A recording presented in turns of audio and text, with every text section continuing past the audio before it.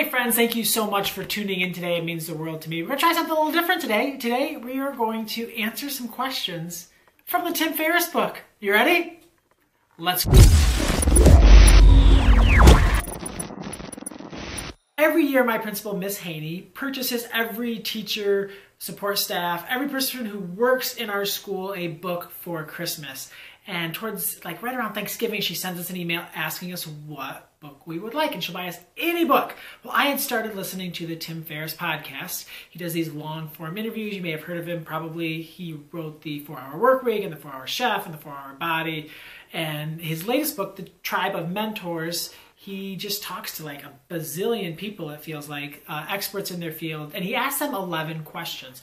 And I thought, how fun would it be to make a video and try to answer the 11 questions? These are similar to the questions he asked on his podcast. I always try to answer them when I'm listening to the show, so I thought, why not answer them on a video? Question 1.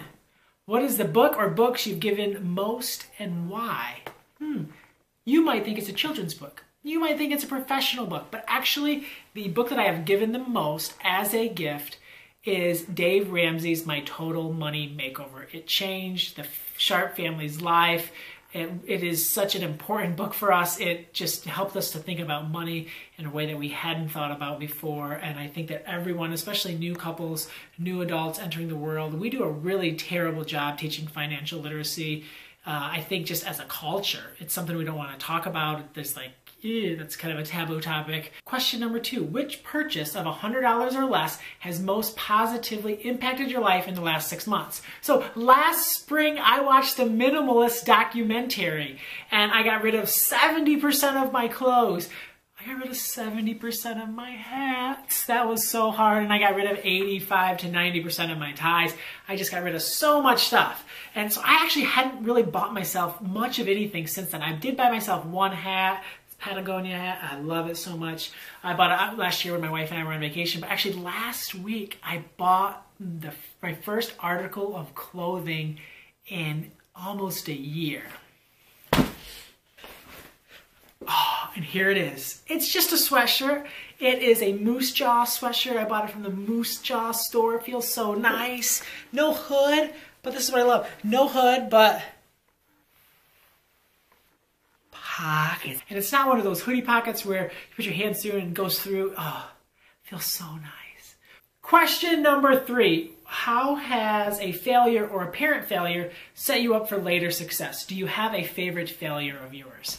Oh, absolutely. My freshman year of college, I was attending a community college and I was taking biology and we had to read all of these pages and I could not do it. I just could not read them. It was too hard. I wasn't a very good student. I wasn't very motivated. I tried to do the reading and I understood nothing. So I basically just stopped the reading and punted the reading, and I went to class every single time and I just couldn't do it. Like my strategy in high school was to just go to class every single time and pay attention for the most part. And I could get a B. Like I had figured out how to get a B. Maybe some classes I get like a C+, but just get a B+ in a different class and I could kind of keep that 3.0. But when I got to college, I just couldn't do the reading. And I was dating Elena at the time and she was this huge reader, always reading, and she had been talking about some books, so I picked up a book based on her recommendation. It was the first book in the Left Behind series. And I just went crazy and read all of those books like back to back to back to back to back to back. While I was in college, I was working third shift at a grocery store. And so I would go to school Monday, Tuesday, Wednesday, Thursday. And then Thursday night, I would go and I would work all night, like a 10 to 12 hour shift. And the same thing Friday night. And even on breaks, I would read. At lunch, I would read. When I would get home, I would read. And that saved me because then I could actually do college.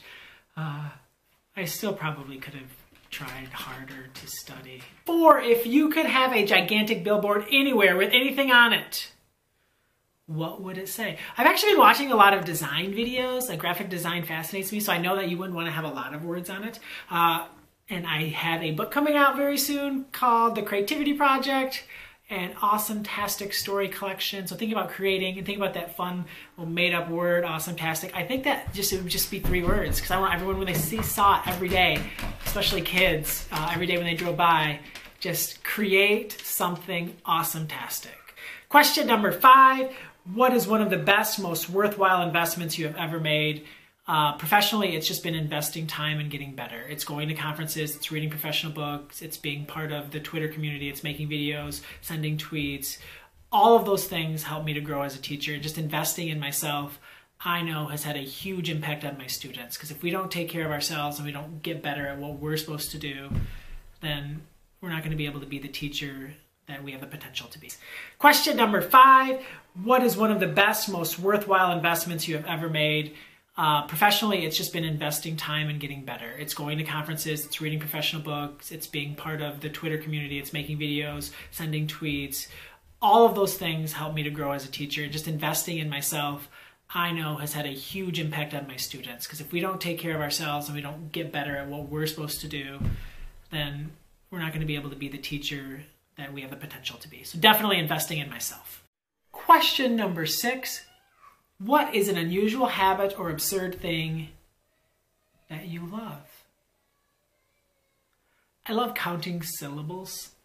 Sometimes when I hear something that I really like, I just start counting the syllables on my fingers, and I do it in like groups of 4. Like I go like this, and I go like this, and then I go like this, but I do it really fast, and I just count syllables. It helps me to stay calm, and it's fun. So if you ever see me going like this and you're talking, I'm doing it to the syllables that you're saying. Question number 7. In the last 5 years, what new belief, behavior, or habit has most improved your life? I think in my classroom this year, I made the change from having kids have something they had to do every morning when they came in, like some math problems or get right to reading or whatever it was. It just didn't ever work, and it was just always me. Come on, get to work, get to work, get to work, get to work, get to work, get to work, get to work, get to work, get to work, and it just was never great, and it never felt great, and it was just frustrating, and they didn't like it, and I didn't like it. And this year, we, after reading some things on a soft start over the summer, we went to that model, and we call it Creative Start. And every morning, my kids come in, and they have time to make whatever it is that they want. They sometimes type stories on computers. Sometimes they make videos. Sometimes they do stop motion. Sometimes they build with like Play-Doh, or they color, or they build with Legos, or they build with these other type of blocks, or they build with domino. They're just making stuff. I also feel like the whole rest of the day, they're just in this making mindset, and they're ready to create, and they're ready to dig in, and they just are, their brains are ready to learn. So changing from having something that I was very structured and rigid and not fun, when they started to giving them that freedom to create awesome things. They cherish that time. I know for a lot of them, it's their favorite time of the day. And I feel like it really gets us ready for our learning. So Creative Start, amazing change that I made this year. Question number 8. What advice would you give a smart, driven college student about to enter the real world? I would tell them to not listen to their parents. You only get one life, and your parents want you to be happy. I really believe that, but they probably want you to be maybe a little too safe and a little too, I would just tell them to not listen to their parents. That sounds like terrible advice as a father of 5, and I'm sure I'll have all kinds of opinions when my kids graduate from college. But yeah, if you're just graduating from college, go do whatever you want. Like, have fun and dream big and go for your goals and do things that you want to do. But like, that also doesn't mean like, oh, I want to be a famous actor, or I want to be a YouTuber, or I want to open a, like, you have to like go in and work. Like, that doesn't mean don't listen to your parents and just hang out and play Fortnite or whatever other game. But like, if you have a dream, go do it and chase it, and don't let anyone get in your way. That's what I'm saying. Like, go dream big, but you got to put in the work. You don't got time for Fortnite. College-driven student. Actually, you're probably not playing Fortnite if you're a driven student. So yeah, don't listen to your parents. Dream big, have goals, and if it fails and you're like, and it doesn't work, you're 24. Go do that other thing then. Question number 9. What are bad recommendations you hear in your profession or area of expertise? You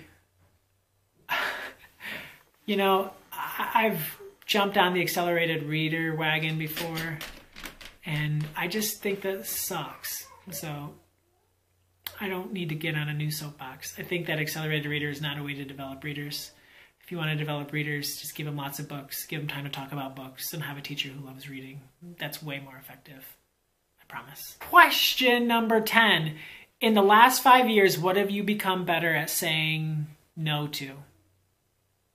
Nothing. Question number 11. When you feel overwhelmed or unfocused or have lost your focus temporarily, what do? I make a list, and I will tell you that anytime I make a list, it's a good idea and it helps. It doesn't matter if I do it on paper, if I do it in like Google Keep, if I do something else, or if you I need to make a list. But here's the problem. I always make a list way too late. I need to start with the list because I will be so much more efficient and save so much time. But I go to a list when things are bad, when I'm overwhelmed, when I'm not getting anything done, when the deadlines are tight. When I make a list, I'm effective. So if you ever see me, remind me to make a list. Hey, thank you so much for watching. I had fun answering Tim's questions. You should try it. There's some really good questions that really helps you think about yourself, your practice, what helps you tick, what helps you to be successful. Have a wonderful day, and let's try something new at the end of this video. Create something awesome-tastic. I just love this sweatshirt. It feels so nice.